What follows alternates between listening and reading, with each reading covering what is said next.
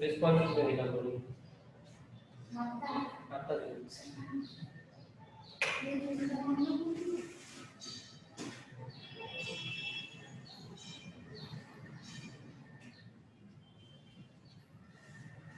Class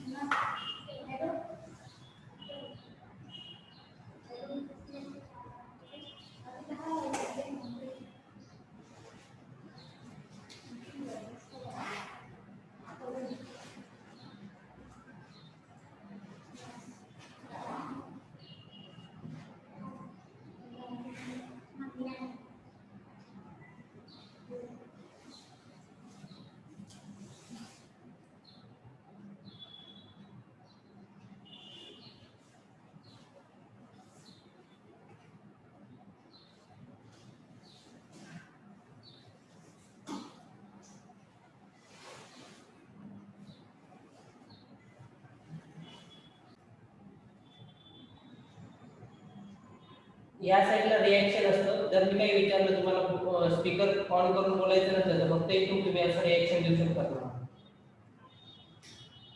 okay,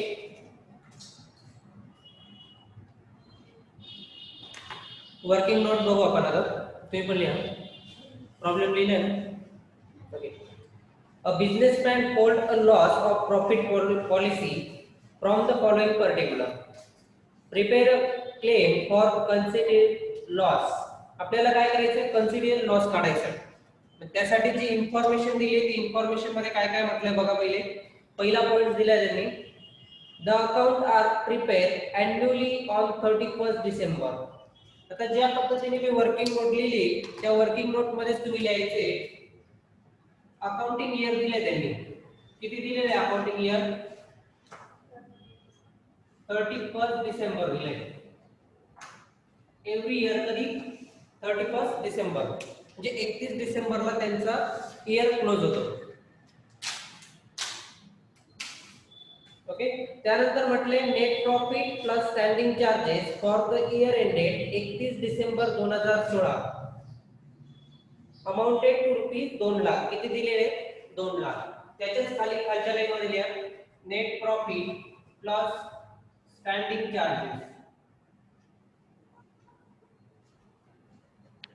rupees 2 lakh.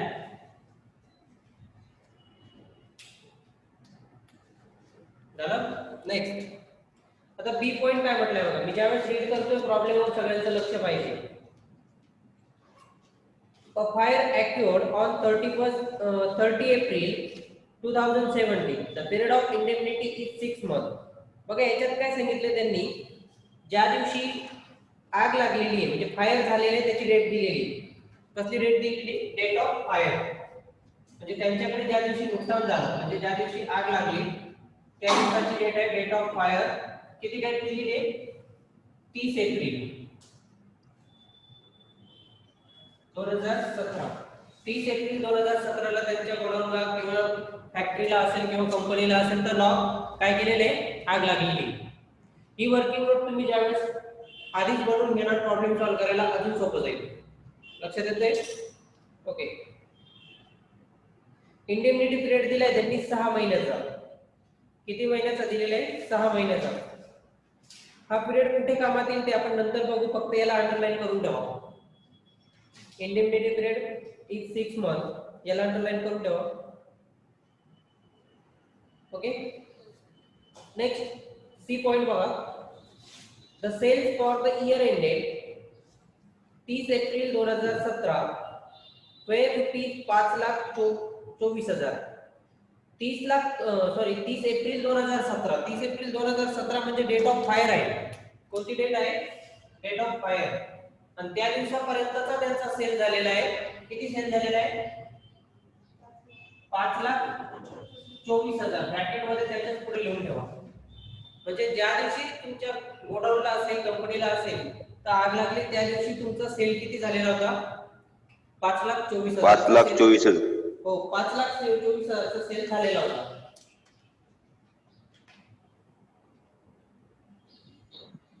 Okay. त्यानंतर म्हटलं त्यांनी and for the year ended 31 December 2016 were rupees 5 lakh. But ज्यावेळेस year end झालं, इयर एंड कधी होतं आपलं? 31 डिसेंबरला, बरोबर आहे. डेट ऑफ फाईल होती 30 एप्रिल 2017 ला, म्हणजे नेक्स्ट इयर आहे. पण त्यांनी आपल्याला सेल्स दिलेला आहे कधीचा दिलेला आहे? 31 डिसेंबर किती आहे? 2016, बरोबर ना? किती अमाउंट आहे ती? 5 लाख. मग तुम्ही वरती पहिल्याच लाईन दिले बघा, अकाउंटिंग इयर 31 डिसेंबर, इथं ब्रॅकेट मध्ये लिहून ठेवा rupees 5 lakh.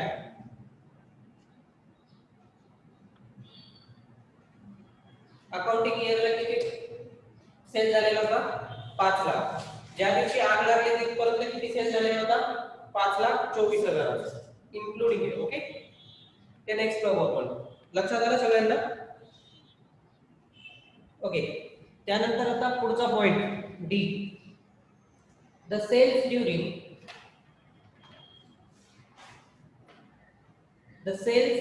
The period of dislocation were rupees 80,000. Dislocation period म्हणजे कोणता पिरियड सांगितला होता मी काल? नुकसान झाल्यानंतरचा पिरियड. Very good. पण डिसलोकेशन पिरियडचा सेल दिलाय त्यांनी, म्हणजे ज्यावेळेस नुकसान झालं त्याच्या नंतरचा पिरियड दिलेला आहे. मग तुम्ही इथे लिहून ठेवणार डिसलोकेशन पिरियड सेल्स. पूर्ण नाव काय देणार त्याला? Dislocation period sales. तो किती होता? किती होता? 80,000. Very good.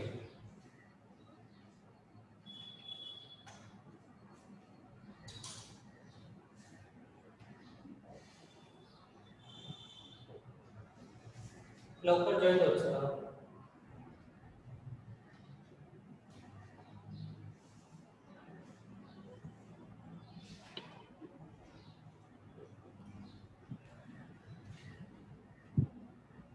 लवकर पटापट जॉईन होत चला, म्हणजे स्पीडली मागे राहून जाणार तुम्ही. ओके, इथपर्यंत समजलं. त्यानंतर काय बघा, and for the corresponding period in preceding year 1,80,000. बघा आता याच्यात आपल्याला सांगितलेलं आहे डिसलोकेशन पिरियड मध्ये 80,000चा सेल झालेला होता. पण जर तुम्ही मागच्या वर्षाचा विचार करणार ह्याच पिरियड मध्ये, म्हणजे तुमचा आता समजा आता महिना कोणता चालू आहे? सप्टेंबर. तर मागच्या वर्षाच्या सप्टेंबर मधला विचार करायचा. आता समजा ह्या सप्टेंबर मध्ये तुमचा सेल झालेला आहे 80,000 आणि मागच्या सप्टेंबर मध्ये सेल झालेला होता 1,80,000.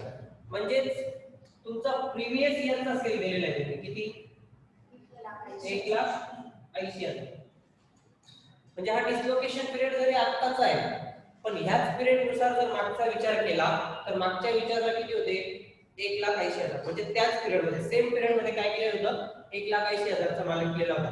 पण आता डिसलोकेशन पिरियड आहे, नुकसान झालंय आपल्याला. 30 एप्रिल नंतर नुकसान झालंय ना, मग त्यानंतर आपण फक्त सेल किती केलेला आहे? 80,000. आणि सेम पिरियडचा विचार केला तर मागच्या वर्षी किती सेल झालेला होता? 1,80,000. ओके, त्या दृष्टिकोनातून 1 लाखाचा फरक पडतोय, ते बघू आपण पुढे. नेक्स्ट आता बघा काय म्हटलेले, कितवा पॉइंट आहे? E, the expenses incurred the mitigate loss were rupees 8,000. Mitigate expenses दिले आपण काल बघितलं होतं का? मिटिगेट एक्सपेन्सेस फक्त लिहून ठेवा. Mitigate expenses rupees 8,000.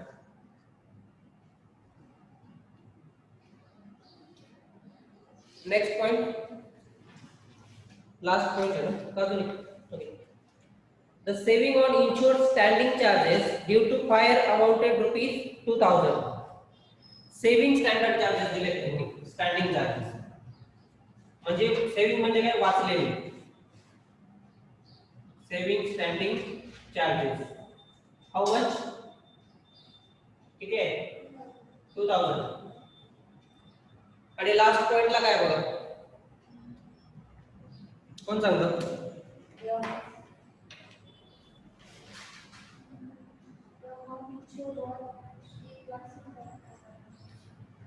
1,57,200 the amount insured म्हणजे काय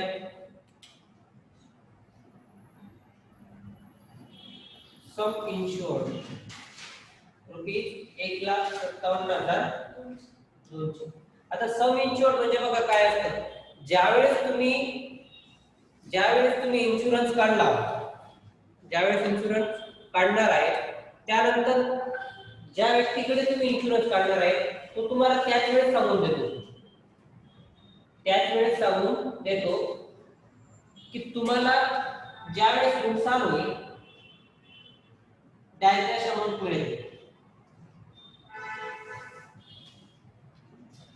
मग समजा हा जो व्यक्ती याने इन्शुरन्स काढला होता बिझनेसमॅन बरोबर मग इन्शुरन्स काढताना त्याला काय सांगितलं की तुला किती अमाउंट मिळेल नुकसान झालं तर 1,57,200 रुपये तुला मिळतील. मग त्याच्यात आपण कॅल्क्युलेशन करू एवढी वर्किंग नोट जर तुम्ही काढून ठेवली सुरुवातीला स्टार्ट करून ठेवली तर तुम्हाला इझी जाईल प्रॉब्लेम सॉल्व्ह करायला. इथपर्यंत सगळ्यांनी लिहिलं का इकडून ऑनलाईन कन्फर्मेशन द्या मला पुढे जायला. हो सर लिहिलं शुभम सर लिहिलं हो सर रुचिका हो सर लिहिलं नाही दोघं रुचिकांच्या आपण हॅलो सर बोला ना सर डिस्काउंट प्रीपेड ते सेल्स लिहिले ना तिथं लाईट चमकते तिथे लिहू नका ना दिसत नाही ते कोणतं डिसलोकेशन पिरियड का हो हो लाईट येते तिथं सर ब्रॅकेट मधल्या प्राइस लाईट मुळे दिसतात ते ब्रॅकेट मध्ये 1,80,000 आहे. ओके सर ज्यांना दिसलं नसेल त्यांनी लक्ष द्या डिसलोकेशन पिरियड सेल्स म्हटलंय पहिले रुपीज 80,000 आणि ब्रॅकेट मध्ये 1,80,000 आहे. ओके झालं इथपर्यंत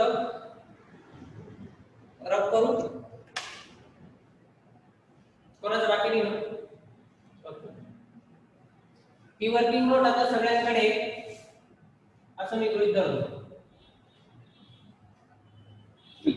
एवढी वर्किंग नोट काढली की आपल्याला प्रॉब्लेम सॉल्व्ह करता येईल. कसा सॉल्व्ह करता येईल बघा प्रॉब्लेम आपल्याला 4 स्टेप मध्ये सॉल्व्ह करायचा. किती स्टेप मध्ये 4. आता पहिली स्टेप मी तुम्हाला सांगतो मी जे नाव देतोय तेच नाव तुम्हाला द्यायची. काय नाव दिलं शॉर्ट सेल. काय दिलंय शॉर्ट सेल. सगळ्यात पहिला पॉइंट असेल तुम्हाला शॉर्ट सेल काढावा लागेल. जे शॉर्ट सेल कसा निघेल बघा तर त्याच्यासाठी एक फॉर्म्युला आहे. फॉर्म्युला मी त्यात खाली लिहितोय sales of dislocation period. Sales of dislocation period आणि इथे मी लेस करणार आहे sales of dislocation. Sales of dislocation दोघं सेम आहेत. मग तुम्ही म्हणणार इथं तर 0 येऊन जाईल.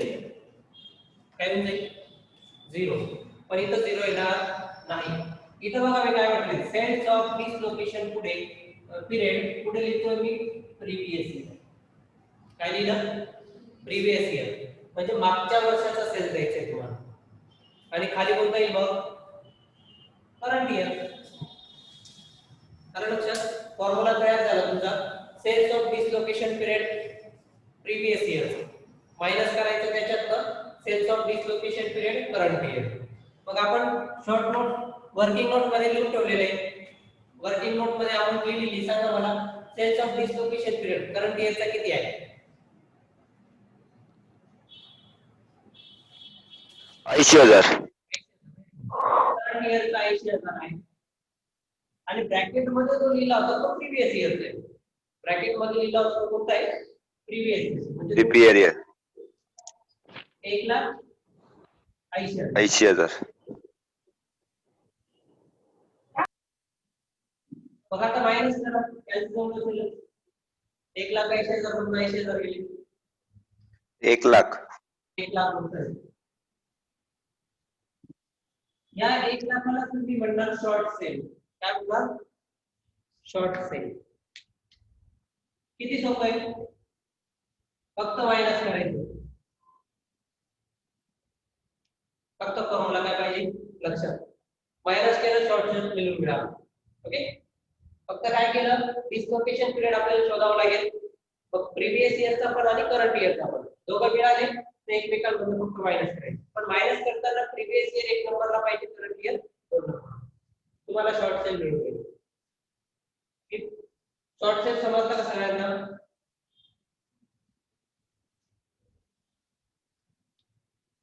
इकडे हो समजलं. हो सर. समजलं. त्यानंतर मग म्हणजे 4 पॉईंट सांगितले त्याच्यातला पहिला पॉईंट झाला पण आपला. पहिला पॉईंट इथेच झाला.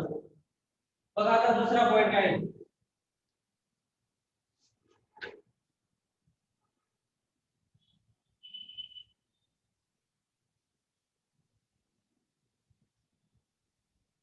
Indemnity ratio. दुसरा पॉईंट काय आहे? Indemnity ratio. आपण काल इंडेमनिटी पिरियड बद्दल बोललो होतो, आठवतं का? मग तो आता काय काढायचा? Indemnity ratio. हा रेशो काढण्यासाठी पण एक फॉर्म्युला आहे. बघा फॉर्म्युला काय आहे पहिल्या लक्ष द्या. सम इन्शुअर्ड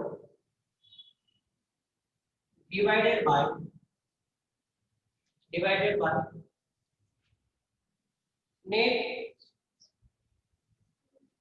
net profit plus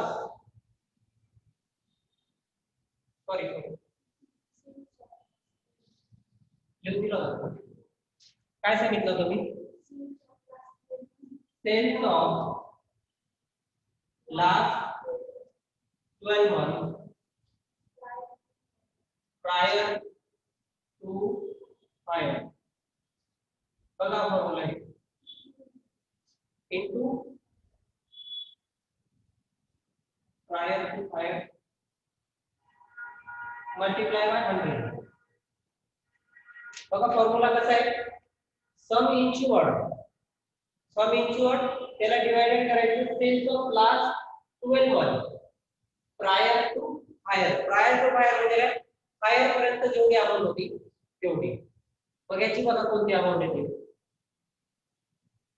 सम इन्शुअर्ड तुम्हाला दिलेलं आहे. किती दिलेलं आहे? 1,57,200. 1,57,200 divided by sales of last 12 month prior to fire. म्हणजे ज्या दिवशी आग लागली त्या दिवसापर्यंतचा तुमचा सेल किती बघा. वर्किंग नोट मध्ये आपण लिहिलेले बघा. रेट ऑफ फायर लिहिली ना? हो. त्याच्या पुढे आपण अमाउंट लिहिली 5,24,000. म्हणजे ज्या दिवशी तुमच्या गोडाऊनला कंपनीला आग लागली त्या दिवसापर्यंतचा सेल, त्या दिवसापर्यंतचा सेल किती होता? 5,24,000 आणि मल्टिप्लाय बाय 100 करा कॅल्क्युलेट.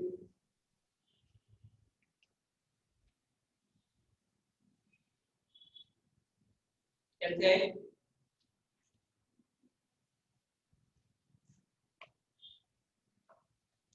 बघा कॅल्क्युलेटर ज्यावेळेस तुम्ही घेणार सगळ्यात पहिले तुम्हाला अमाउंट घ्यायची. किती घेणार? 1,57,200 डिवाइडेड बाय त्याला करणार 5,24,000 आणि मल्टिप्लाय बाय 100. किती होतं बघा? 30 आन्सर येते का?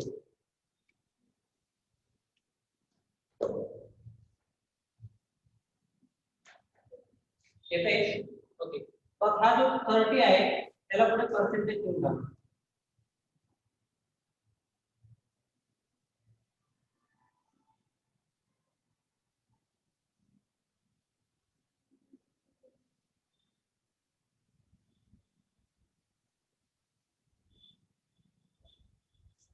30% आलं झालं इंडिमिनिटी रेशो किती आला 30%.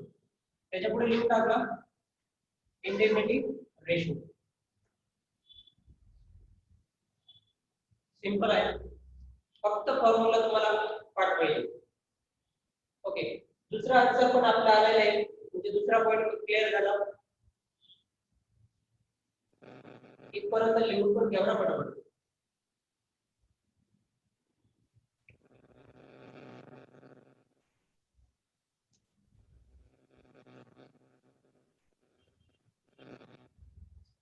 सम इन्शुअर म्हणजे तुमची इन्शुरन्सची अमाउंट किती मिळणार त्याला डिवाइडेड बाय करायची. ज्या दिवशी तुमच्या गोडाऊनला कंपनीला आग लागली, माल जळालाय, त्या दिवसापर्यंत तुम्ही सेल किती केलेला होता ते अमाउंट तुमच्याकडे पाहिजे, त्याला डिवाइड करायचं आणि मल्टिप्लाय 100% वरून करायचं.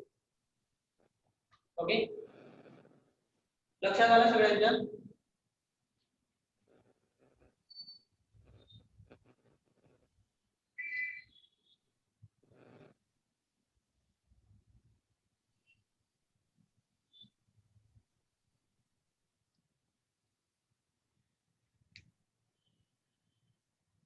लिहून झालं तर करत नको, कारण कॅमेऱ्याची साईज नुसार तुम्हाला द्यावं लागतं एक रिलेशन येतो.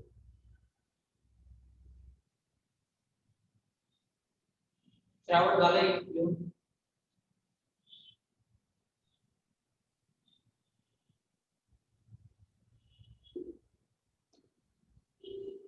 हॅलो, झालं सर. झालं ना? हो सर लिहून झालं. 2 पॉइंट कंप्लीट झाले, आता 2च राहिले. आता तिसरा पॉइंट आहे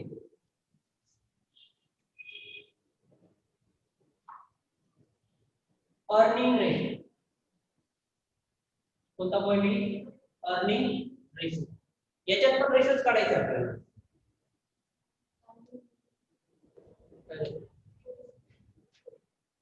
अर्निंग रेशो काढायचा आपल्याला. कोणता रेशो? अर्निंग. आता अर्निंग रेशोचा फॉर्म्युला बघा कसा आहे. पहिले फॉर्म्युला व्यवस्थित बघून घ्या. Net profit plus standing charges. या प्रॉब्लेम मध्ये तुम्हाला नेट प्रॉफिट आणि स्टँडिंग चार्जेस एकत्र दिलेले आहेत, वेगवेगळे दिलेले नाही. आणि मग डिवाइड करायचं sales of last accounting year multiply 100. काय लिहिलं प्रॉब्लेम? Net profit plus standing charges आणि divided by sales of last accounting year म्हटले. मागच्या वेळेस काय म्हटलं होतं? Prior to fire. आता इथं काय शब्द वापरला? Accounting year. शब्द बदललाय. इथं तुम्ही म्हटलं सेल्स ऑफ लास्ट ईयर दिसते, सेम आहे, सेम नाही, अकाउंटिंग ईयर म्हटले नाही. इथं काय होतं? Prior to fire. फायर झालेल्या डेट पर्यंत सेल घ्यायचा होता आणि इथं आपल्याला जो सेल घ्यायचा तो फक्त अकाउंटिंग ईयरचा घ्यायचा.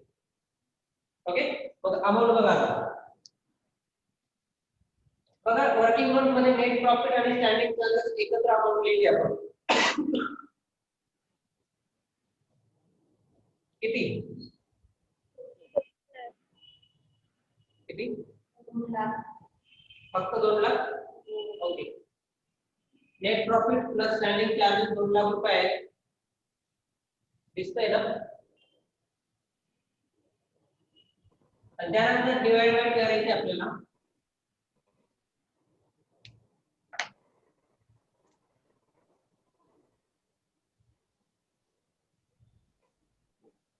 Divided by sales of last accounting year.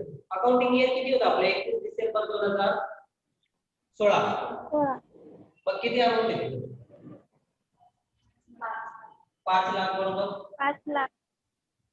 मग डिवाइडेड बाय किती होईल? 5 लाख आणि मल्टिप्लाय बाय 100 करा. 100. किती? थोडं स्पीडली घ्यायचं.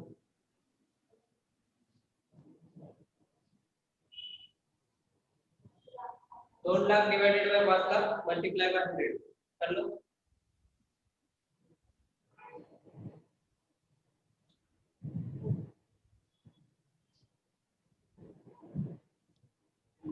Forty 40%. 40% very good.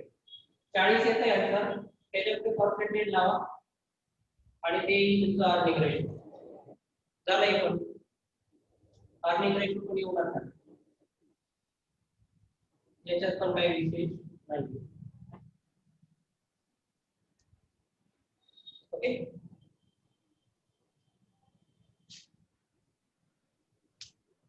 Earning ratio घेऊन गेल्याच्या वेळेस आता लास्ट पॉइंट उरलाय आपला.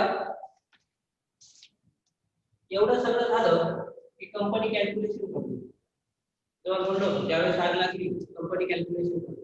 आता कंपनी आपल्याला किती अमाऊंट देईल ती कॅल्क्युलेट करायची. त्यांनी सांगितले कमी थोडे 1,70,000 होती, पण ते 1,70,000 पूर्ण देतील का ते बघायचं. मग त्याच्यासाठी तुमचा चौथा पॉइंट येतो क्लेम फॉर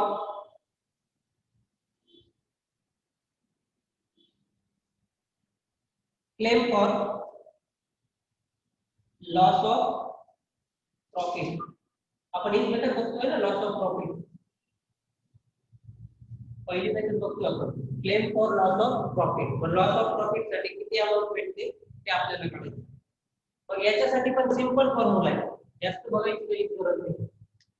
सगळ्यात महत्त्वाचा तुमचा जो 1 नंबरचा पॉइंट होता काय होता?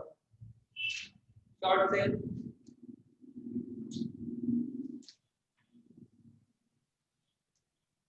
मग तो तिथे घ्यायचा आपल्याला short sale multiply by lower percentage. Formula किती सोपा आहे. शॉर्ट सेल जो 1 नंबरचा पॉइंट करला आपण त्याला मल्टीप्लाय करायचे लॉवर पर्सेंटेज. मग हे लॉवर पर्सेंटेज कुठून घेतली माहिती का? बघा आपण 2 पॉइंट काढले होते, एक इंडिमनिटी रेशो आणि दुसरा अर्निंग रेशो. इंडिमनिटी रेशो किती आलेला होता? 30%. बरोबर. इंडिमनिटी रेशो आला होता 30% आणि अर्निंग रेशो आला 40%. या दोघांमध्ये जो कमी असेल तो घ्यायचा. लक्षात आलं? मग इंडिमनिटी रेशो आणि अर्निंग रेशो दोघांमध्ये कमी कोण आहे?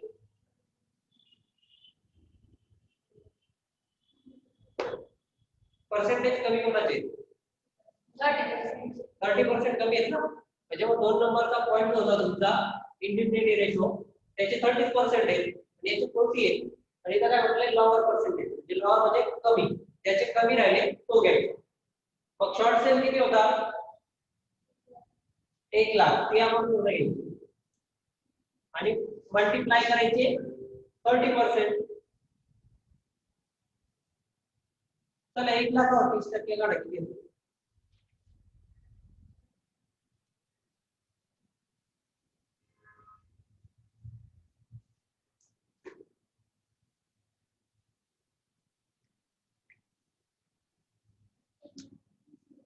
नाही 50,000. 30,000. 30,000 आहे. मग तुमचा claim for loss of profit किती आला? 30,000. 30,000 आला. याला मी claim for loss of profit नाही म्हणणार आहोत. याला claim for loss of profit अजून म्हटलेलं नाही. ही फक्त अमाउंट आली 30,000. त्याच्यात फॉर्म्युला टाकला होता short sale multiply by lower percentage. Lower percentage काय केलं? इंडिमनिटी रेशो आणि earning ratio whichever is less म्हणजे जो कमी असेल तो घ्यायचा. कमी कोण होता? इंडिमनिटी. तर त्याचे पर्सेंटेज काढले आले 30,000. ओके. आता याच्या दोन गोष्टी ऍड करायची, एक गोष्ट लेस करायची. सगळ्यात पहिले ऍड करू आपण याच्यात मिटिगेट एक्सपेन्सेस. कशात ऍड करायचे? या 30,000 आपण मिटिगेट एक्सपेन्सेस किती होते? हो किती होते?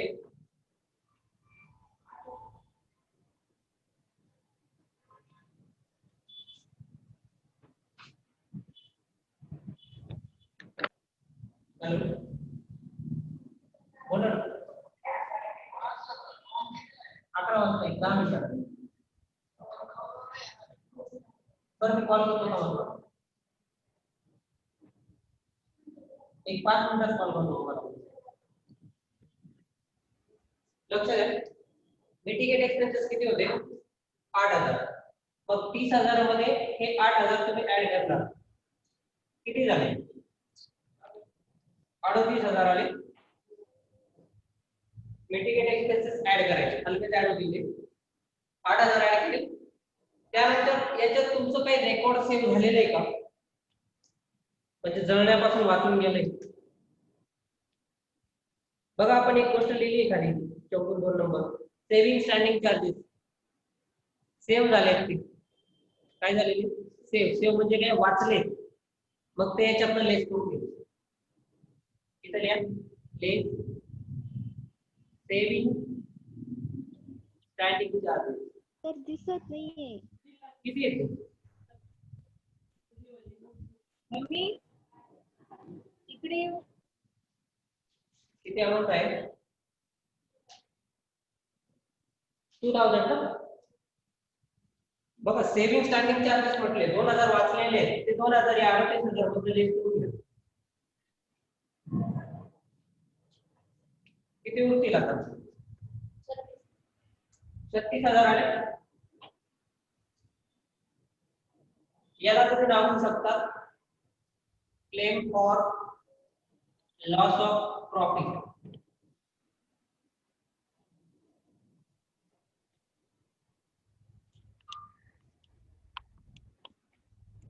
Claim for loss of profit दिसलं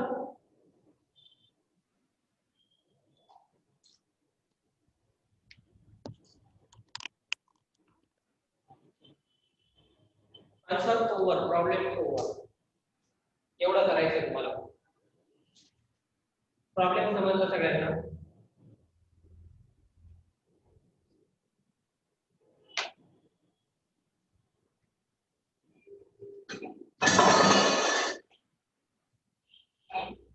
कोणाला काही तर डाऊट लेस काय केलंय काय म्हणताय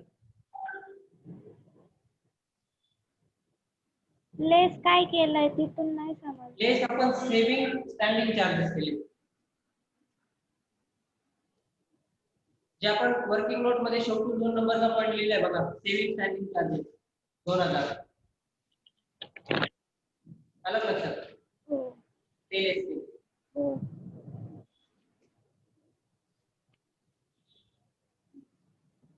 आता तुम्ही एक काम करणार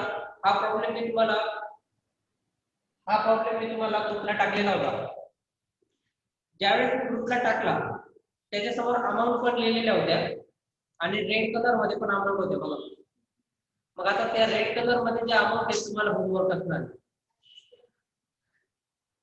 लक्षात आलं का सगळ्यांना